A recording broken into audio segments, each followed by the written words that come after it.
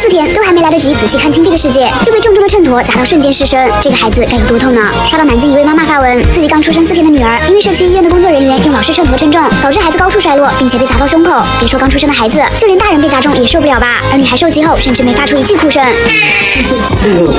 连本能喊痛求助都想不起来，这有多难受呢？甚至后续还发现孩子的尿不湿上出现了血迹，家长凌晨把孩子送往医院，目前身心俱疲，因为是新手爸妈，实在不知道怎么处理，才来求助网友。社区上门询问，本是为了关心妈妈和新生儿，时代在发展，明明有更安全的方式可以选择，为什么还要沿用明显有风险的工具呢？只希望孩子能够快速恢复，平安健康啊！